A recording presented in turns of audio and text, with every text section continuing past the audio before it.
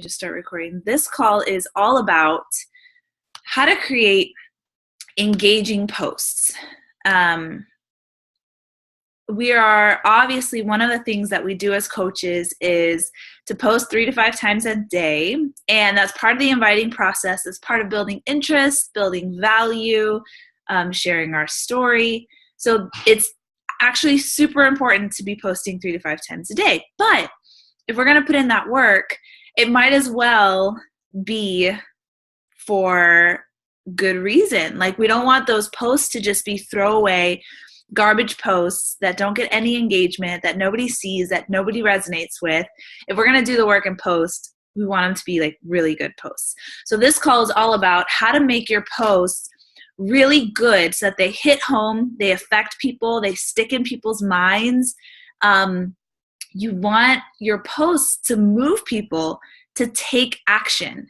That is the whole point of posting 3 to 5 times a day, is so that people have some sort of motivation and intrigue to take action. So let's get into the show. I've been watching too much Gary Vaynerchuk.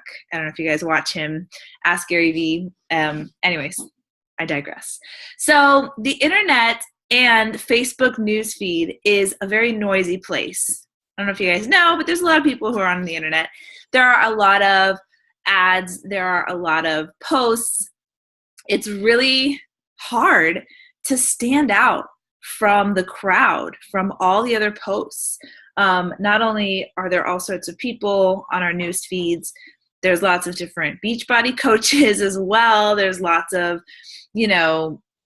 Mary Kay people, Lash people, It Works people. There's all sorts of people online. So how do you stand out and become unique in the middle of all that noise? There's kind of a hierarchy of posting goals, right? So when you post, here's sort of what you want to have happen, and in this order. First, you want your post to actually be seen, right? Like, first thing, you want people to see your post. And the way that it gets seen is if your post is actually eye-catching, because people mostly are looking on their phones or they're scrolling on their computers. And I don't know about you guys, but I go pretty fast through my news feed. Like, I'm not really like stopping at each and every, maybe you do, but I just don't have time to stop at each and every post and read each and every letter and take time to really look at each and every picture. I'm just kind of like going through, and whatever catches my attention, I'll stop and I'll watch or I'll look at. But most people, you have to catch their eye. You have to stop the scroll. We call it a scroll stopper. So what you need to do is create visual interest.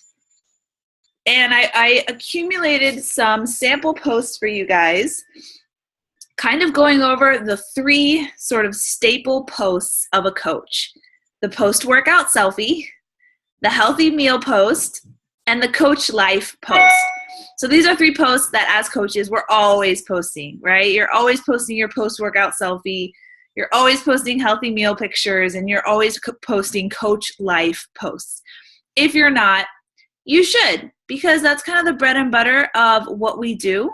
And we should be sharing our 3 vital behaviors online, right? So if you're looking for 3 posts to share every day, post your workout, being a product of the product, post your personal development, and post your Shakeology or your healthy meal. Those are 3 super easy posts you can do every single day if you're doing your 3 vitals every single day.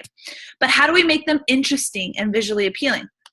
So I'm going to go ahead and share my screen with you guys, and we can get into some examples of these types of posts, and some good ones and some not so good ones. Okay, so here's the first one. This is a post that I did, my post-workout.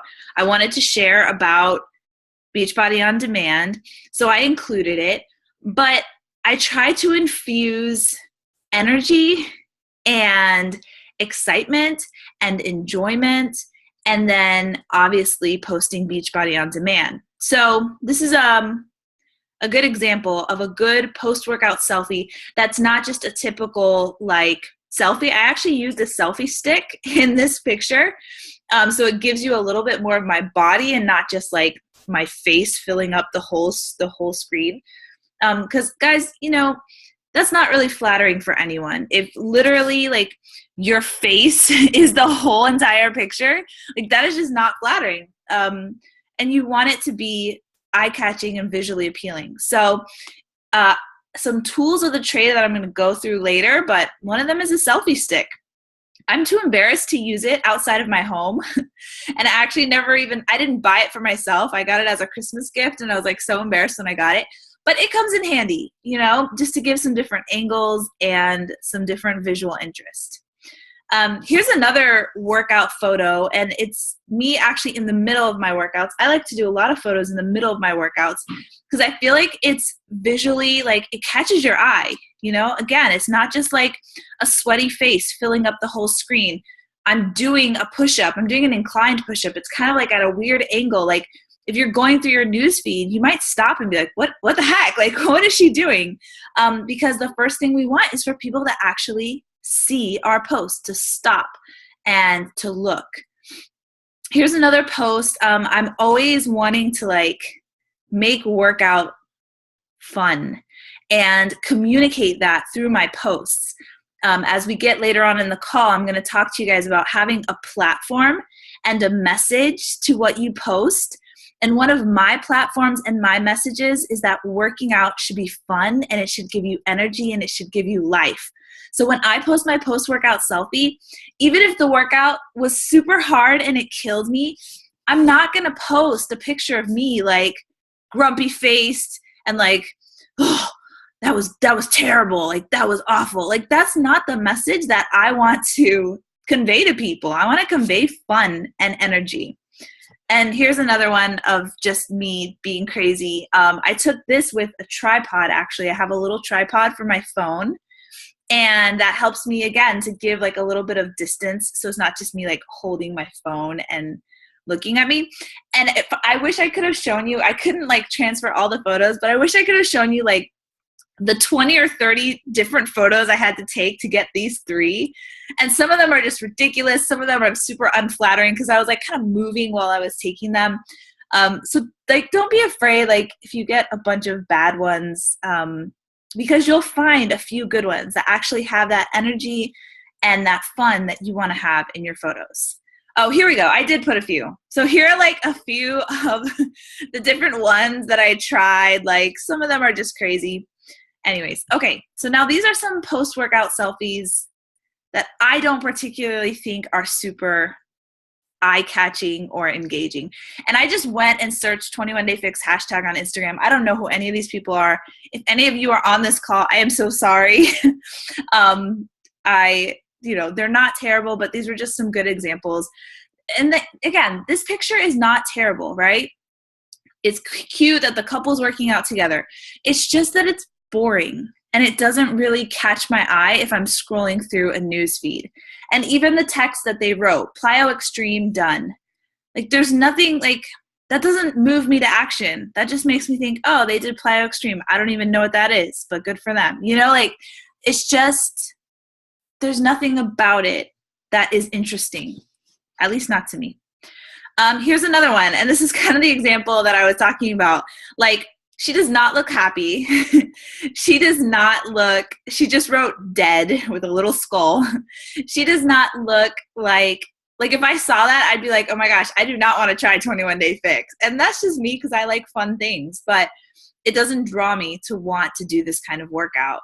And it's not really very flattering or very interesting.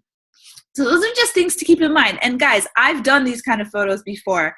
I was just too lazy to go back far enough to find them, but I've done these kind of photos before and I don't get a lot of engagement on them. It's a waste of a post in my opinion, because it's not creative or interesting. It doesn't move anyone to take any action.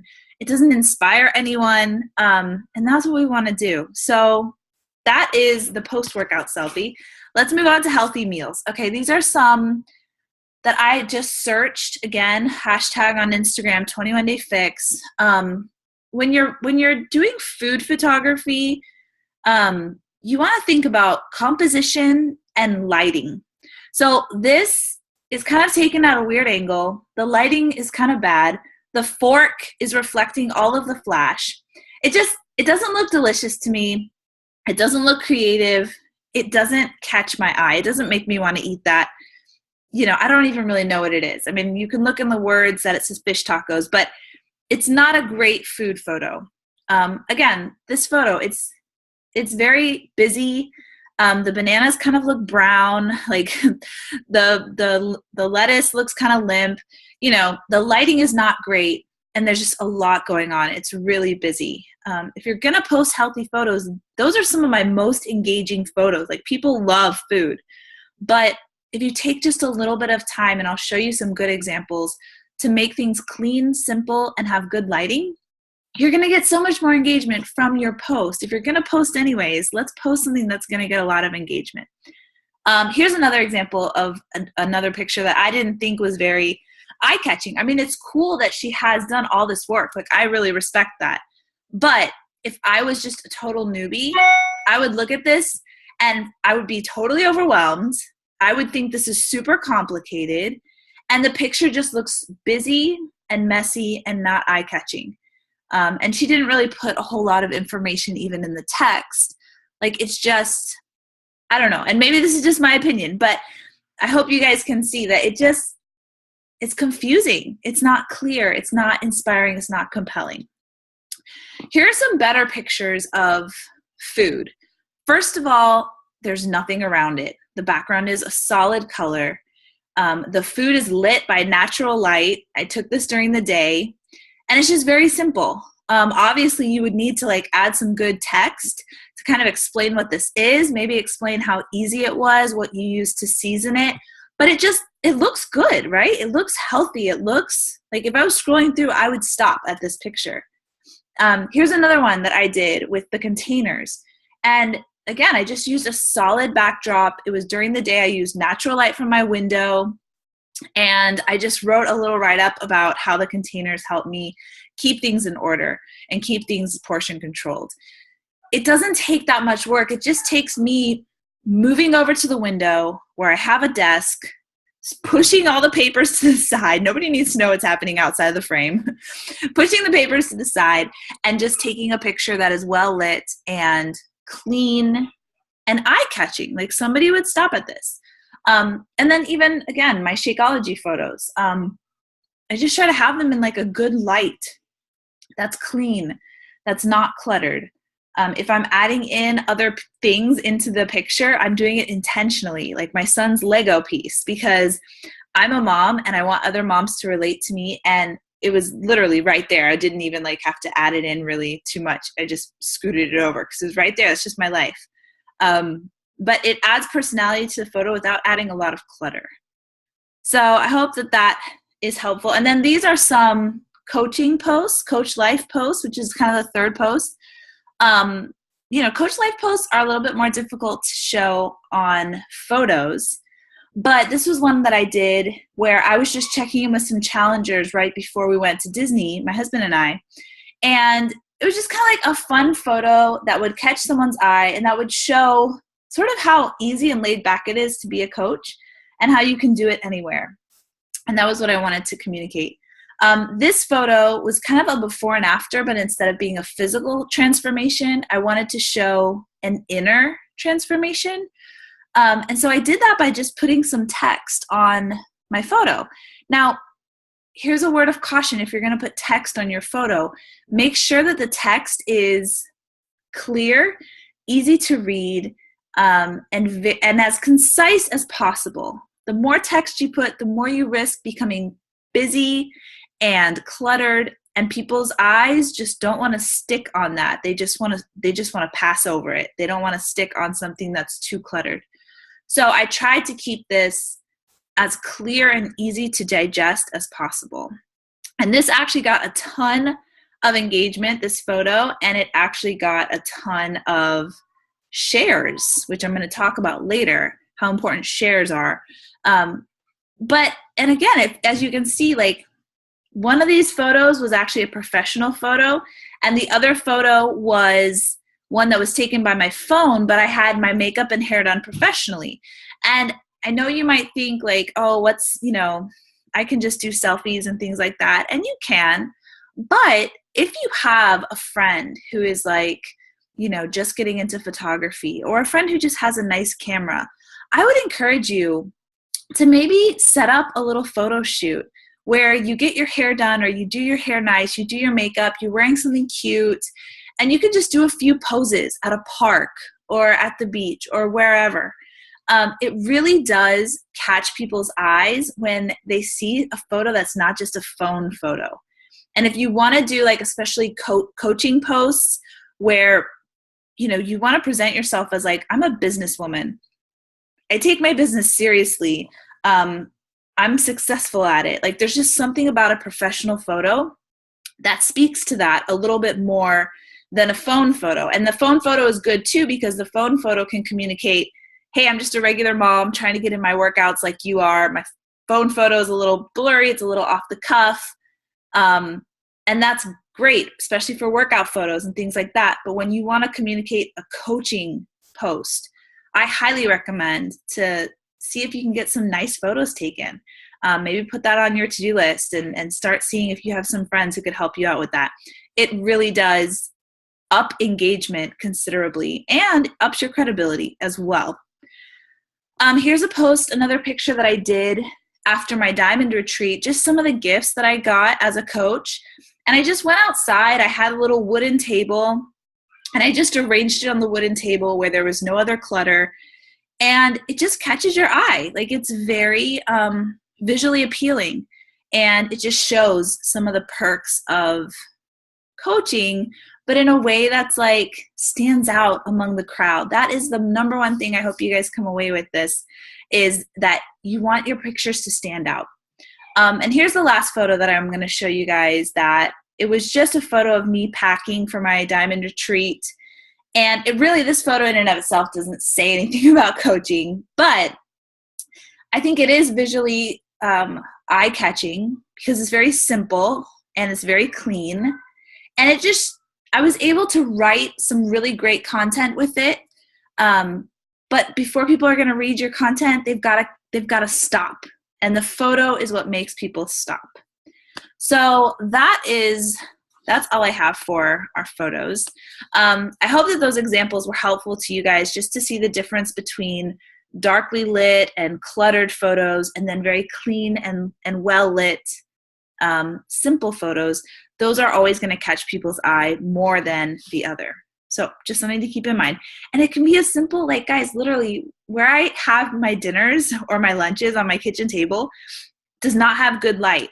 So I just pick up my plate, I walk a few steps to the one room with the light, I set my plate down, I snap a photo, and then I take it back and I eat it. It doesn't take me that much more time, but goodness gracious, does it get me a lot more engagement on my photos when I do that.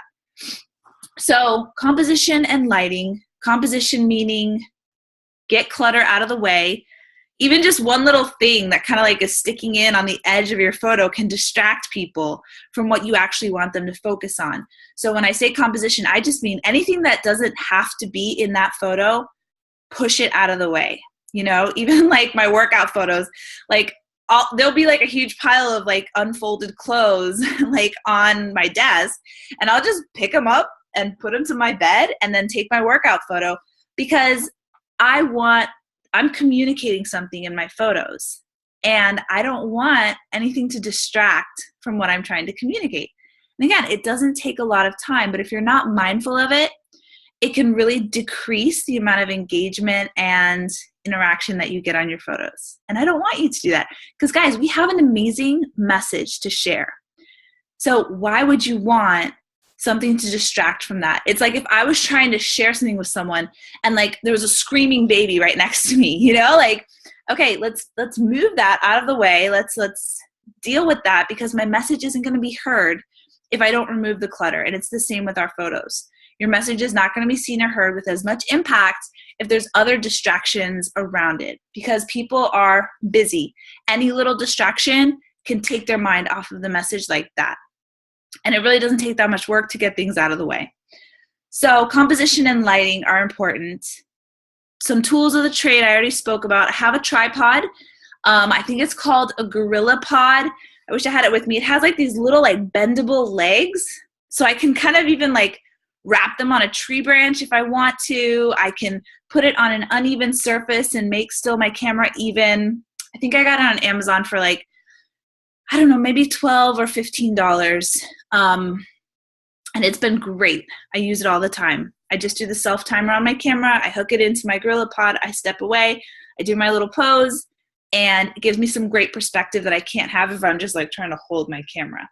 The selfie stick I talked about, I don't use that as much, but it's come in handy a few times if I want to just have a little more perspective. And then some apps that I use to edit my photos. I use an app called Afterlight, and I have an iPhone, so I'm not sure the Android equivalent, but I use an app called Afterlight. You can also use an app called VSCO, VSCO, that will put filters on your photos. I would encourage you with both Afterlight and VSCO to play around with it and find one filter that you really like and only use that filter. That's going to add a consistency to your photos so that when people see them, even if they haven't read your name, they already know, oh, these are Jasmine's photos, or oh, these are Marlena's photos, because you've got this consistent filter on all of your photos. So that's my, don't go crazy. I know sometimes it's fun, but don't go crazy. It also saves you time when you're editing your photos that you're not having to like, does this one look better? Does this one? Does this one? Or does this one? You just know, like, okay, for me, my Afterlight filter is Russ. So I just find Russ and I'm done. And I know that's going to look good. It's going to be consistent with my branding. And then for the words that I put on top, I use WordSwag or Over. And those are my two sort of word apps. So those are just some tools to help you make your photos stand out from all the other photos that are on Facebook. Okay, so that's the first thing we want, is for people to see our posts. We want to catch their eye. We want to stop their scroll and make them actually look at our posts. The second thing we want after they see our posts is to actually read what we've written, okay? So we are like fighting to get our message out there, and we have to have posts that are visually interesting, and then we've got to have words that are compelling to go with those pictures. So the first thing that I would recommend is for you to make sure that your first sentence, your first couple words are super strong, because, on Facebook and even on Instagram, they're going to cut off most of what you've written, and people have to actually click read more to read everything.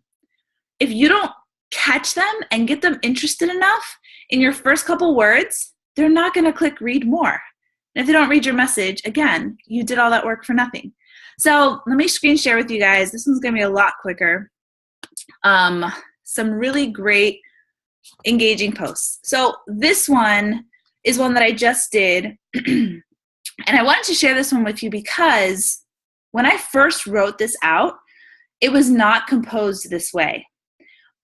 I first wrote something like, coaching has changed my life in 2 different ways. Firstly, in fitness, and then in coaching, and blah, blah, blah. And I'm just rambling on. And sometimes I do that just to kind of get out of my system. Like, what do I even want to say here? Like, what is even, like, I just start writing. But as I continued writing, I got to this point that I ended up starting with. I'm looking for women who are ready to get more out of life by improving their finances, fitness, and health. That came all the way at the bottom of my post. But when I reread it, I realized that that's my strongest line. And I just ripped it out from the bottom and put it right in at the top. I deleted a bunch of other things that I said, and I just made it as streamlined as possible. And that way, that's like really the only thing that people see, and they have to click read more to actually read all the rest. But sometimes you have to kind of get it out of your system before you actually realize what your strongest line is. But once you find that, you've got to put it right at the top. Opportunity alert, or asking a question. Here's another one that I love from one of my success partners who's just fabulous. Let's see if I can get to it. There we go. Kristen Crow, she has this video, and videos are tough because videos require like a time commitment from people. Like this is a 4-minute video. Someone is actually gonna have to stop and sit and watch her video for 4 minutes. And that is, guys, people's attention is their most valuable commodity, even more than money. So imagine you're asking someone to spend $400 to sit for 4 minutes, because we just don't have time these days. So she has to really catch people's attention for them to actually sit through her video. And she does a great job. She puts here, you ask the questions, I answer them. Kind of. Well, I think I did. Anyways, enjoy. Today's theme, what's the catch? So like I read that and I'm like, what questions is she answering? Like, what is she talking about? Like, I want to, maybe she's going to answer one of my questions. Like, it just grabs your attention and makes you interested and so curious that you can't not click on her video and wonder what she's got to say. That's what you want to do. You want to catch people in those first few lines so that they want to read more, they want to see more, they want to click for more. And part of that is just really building curiosity. Curiosity will lead us down rabbit holes that we would never have even gone down. But if we're curious enough, we will spend the time finding the answers. And that's what you want to do. You want to create interest and curiosity and intrigue. Then you also want to add personality. You want to like set yourself apart and put in your own spin. So whether that's using language that's not like professional, quote unquote, language that says something like, I don't know, maybe have a little phrase that you like to use. Sorry, my computer's about to die. Maybe you say things like, shut the front door, or I don't know, bless my soul, whatever your personality is. Use that in your writings. I think sometimes we get freaked out that we want to be impressive when we write things. We want it to be just perfect, like as if we're writing an English paper. And that just doesn't resonate with people on social media. Real personality, using language that is just winsome and endearing and true to who you are, that is going to be much more engaging to people than if you've written like this perfectly edited, sort of essay in your thing. That is not always the best, most effective way to engage with people. And then creating intrigue, I kind of talked about that. Giving just enough information that people really want to know more. Like, I don't know, like what Kirsten did, you've got questions, I'm going to answer them. Or have you ever wondered why you can never stick to your workouts? Or, I hate cooking, things like that, where you're just like, what? I hate cooking too. Like, here are my easy meals that really don't take much time. Like little things like that just create intrigue, that someone's like, oh, I wasn't expecting her to say that. I want to read more. What is she talking about? Getting people interested. And then the last thing you want to ask yourself when you're creating a post is this informative, educational, entertaining, or uplifting? If it's none of those things, if you're just going on a rant on how some lady, in the checkout store, like, I don't know, cut you off and almost ran over your kid, and I can't believe people these days, like, just check that and say, you know what? Maybe I could just keep this one to myself. Unless there's going to be some sort of inspirational message at the end. Unless you're going to turn it around and actually inspire people.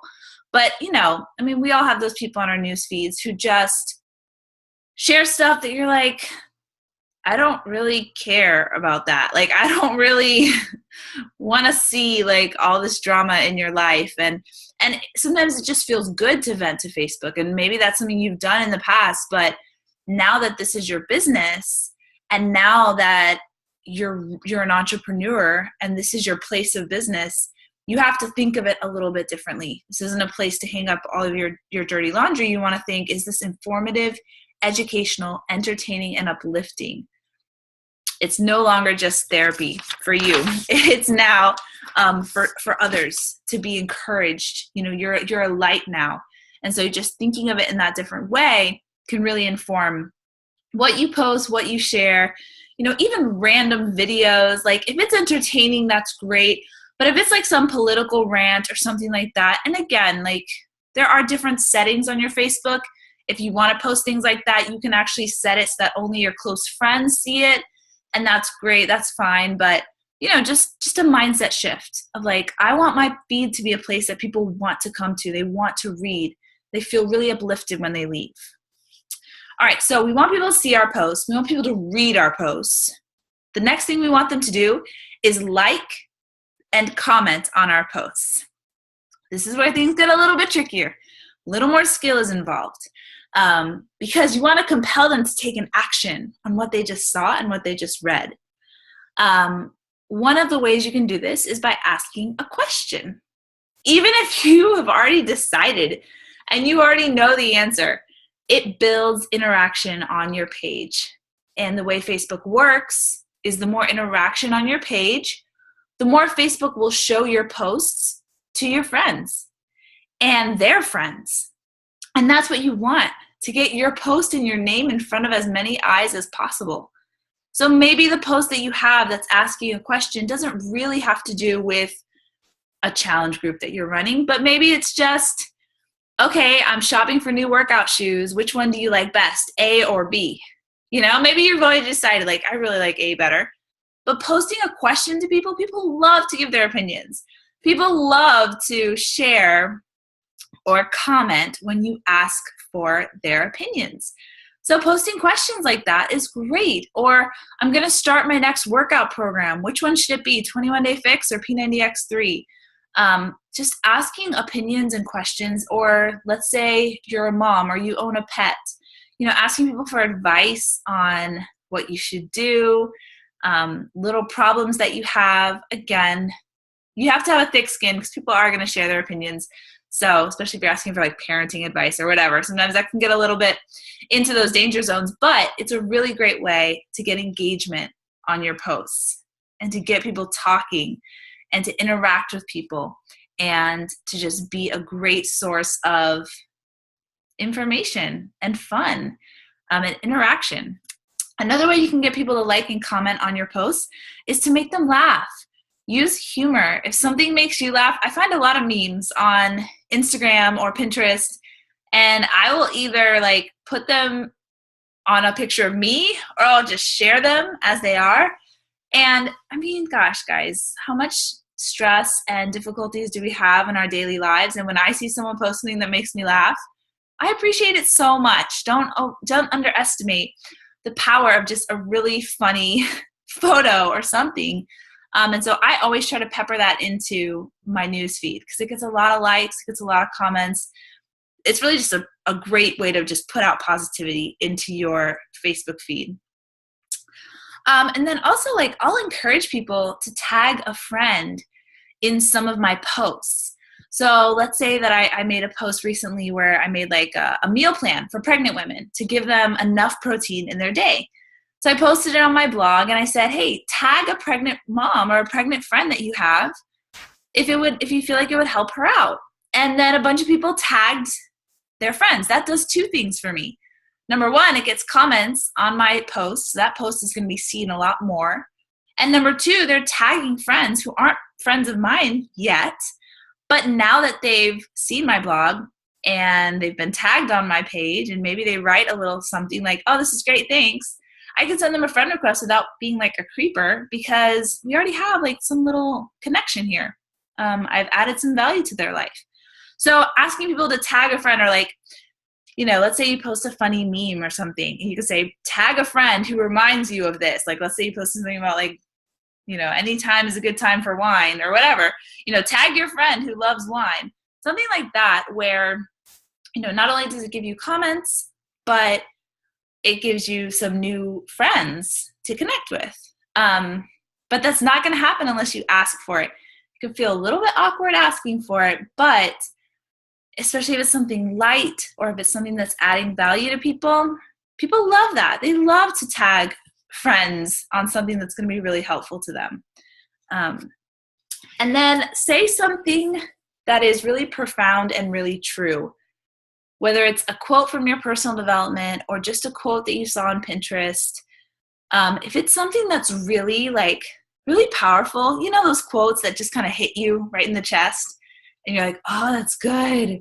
Like, that is so good. I'll just post that. And I usually don't post a lot of text usually because I don't want to be preachy, but it's just like, guys, this is good. Like, this is true. Like, this is really good. And I tend to get a lot of engagement on those posts because if it's hitting me in the chest, chances are it's a powerful message that's going to resonate with other people as well. And so that's a great type of post to get good engagement on. And then just a little thing to throw in there, when you're getting comments on your photos, always comment back. Even if it's just a little heart emoji, or even if it's just a little thanks girl, whatever. Always comment back on the comments that are on your photo, because every time you comment, it bumps it back up. Every time there's a new comment, it comes back up. I don't know if you guys have ever seen like really old photos all of a sudden in your newsfeed because somebody found it and commented on it. And it's like 3 years old, but somehow it's coming back onto your newsfeed and now everybody's commenting on it again. It's because when there's a comment on something, Facebook puts it back up to the top. So if somebody comments on it, that's great. But then if you comment on their comment, that's even better. It just keeps giving it new life, keeps giving it new life. And that's what you want. The more eyes on it, the more chances you have for likes and comments, engagement, and for your message to get out there. All right, so we want people to see our posts. We want them to read our posts. We want them to like and comment on our posts. And then the holy grail of post whatever engagement, we want them to share our post. This is super hard to do. Every time I get a share, I am like, yes. It's really hard to do that, but it is the best, because when someone shares your post, not only are they saying, this is so good, I can't just like and comment, like I've got to share this with other people, but you get an audience with, hundreds of new people. And that is priceless. So if you can get someone to share your post with others, that is just the best you could possibly have. Now, people are most likely to share posts that are from a like page as opposed to a personal page post. And I think it's just a psychological thing. When it's a like page, it feels more like a business or a professional person. And people like to share things that make them look good, right? So if you have this really interesting bit of news, you want to share it with others because it kind of makes you look good by association, or makes you look cool by association. Like, oh my gosh, guys, did you hear the new Adele song? You want to share really cool stuff because it kind of makes other people think oh my gosh, she heard the Adele song before me. I don't know, whatever. I'm reading this book, Contagious, that's kind of talks about that, how we like to share cool information or really helpful information. And so if you can give value and content like that has people wanting to share it with their audience, you have just rocked it. And people feel like you're more of a trustworthy source if you're sharing it on your like page. Does that make sense? So just something, food for thought. You can also ask for shares. Feel free to share this if it encouraged you, or feel free to share this if you feel like others might find it helpful. Just throwing that little line in the end. Someone might have never thought to share it, but then they read that and they think of 3 friends who could really use some encouragement, or who could really use a quick recipe that their kids are going to love for lunch. Whatever it is, if you throw that little line there at the end, you're going to get more shares on your post. And it sounds weird, but you got to ask for what you want. If you want shares, you got to ask for them. And this works especially well for value-adding posts, like tips, recipes, workouts, meal plans, etc. Things like that, where it's like, this is something, oh man, this is such a good idea. Like if you're just sharing kind of like, I don't know, your post-workout selfie, like why would anybody want to share that? Like it inspires people who are following you, but nobody really wants to, there's no reason to share that. Like it's kind of weird. But value-adding posts, absolutely. People like to share those kind of posts. So just something to keep in mind. Okay, so those are sort of the 4 things we want to have happen. We want our posts to be seen, create visually interesting photos. We want our posts to be read, have really good, strong, attention-grabbing words at the very beginning. We want our posts to be liked and commented on, providing value, humor, sharing personality, sharing inspiration, all those things, going to get likes and comments. And then we want shares. So just really like asking for it and putting out great value. Now I'm just going to move on to some miscellaneous tips on writing engaging posts, I guess. We always talk about having different categories to post about. So not just all Beachbody all day long, right? Because you're more than that. Like you as a person, you're not all Beachbody all day long. I don't think so. We've got families, we've got friends, we've got hobbies. So that should be reflected in your Facebook page. And the reason why is because a lot of times for me, my most engaging posts are personal posts that have nothing to do with Beachbody, but have to do with my life, have to do with my story, whether it's my, a lot of times like celebratory posts, like, hey, we're having a baby, like that got a ton of likes, obviously. Even just like, I did this one post of like, I had just watched all these makeup tutorials and I put on makeup for the first time, like actually using brushes and using like powder and like stuff that I never used before because I just kind of like never learned.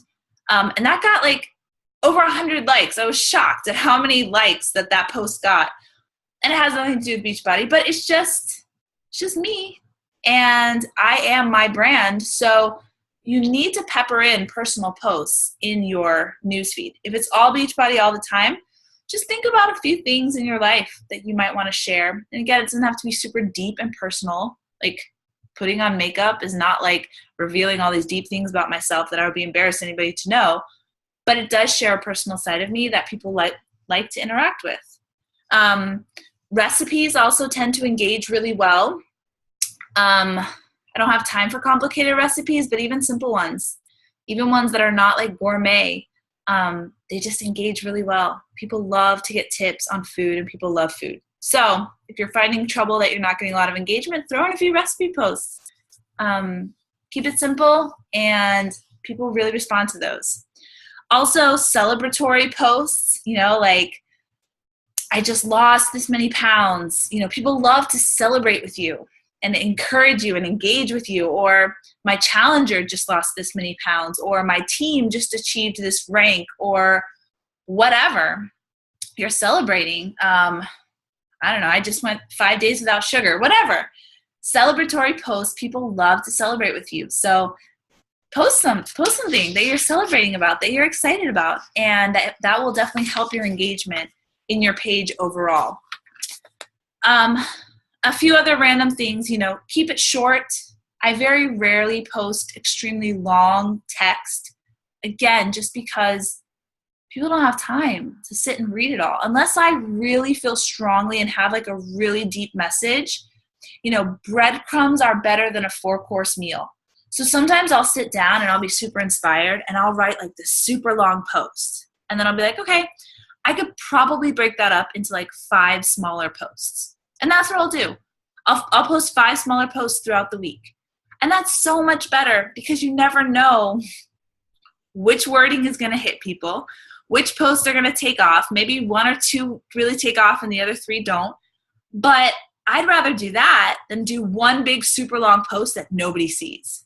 I'd rather have 5 shorter posts that kind of breadcrumb my message that way more people see than one super long post. So if you feel like all this inspiration, you're writing this super long post, just think, could I like break this up into 5 smaller posts and just have it like breadcrumbs throughout my newsfeed all week long, that's definitely going to be more effective. And then have a few focuses, and you need to have a few platforms. Okay, so what do I mean about platforms? And this will be my last thing. Gosh, I thought this was going to be a short call, but I'm kind of going on forever. So platforms are your true deep message, which is beyond just buy a challenge pack and be a coach on my team. Like, those two things, yeah, we want them to happen. That's what moves our business forward. That's how we help people. But that's not like the burning desire of our heart, right? You should have a burning desire in your heart for coaching, and that is your platform. So for example, some of my platforms are, some of my platforms are workouts should be fun and give you life and give you energy. Okay. That's one of my platforms. I feel like I want to help women to see that and to experience that. Another one is that, being a mom, taking care of yourself as a mom is taking care of your family and your kids. It's the same thing. You should not feel guilty for it. You should not feel ashamed of it. It should be a priority for you. And that is something that I try to communicate in my posts. So that's a platform. That's something that I feel like will change people's lives. And yes, once they embrace that, they'll buy a challenge pack or they'll become a coach.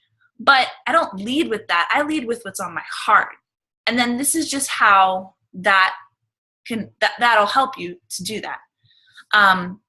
Another big platform of mine is keep meals simple. Keep healthy meals simple. Don't overcomplicate it.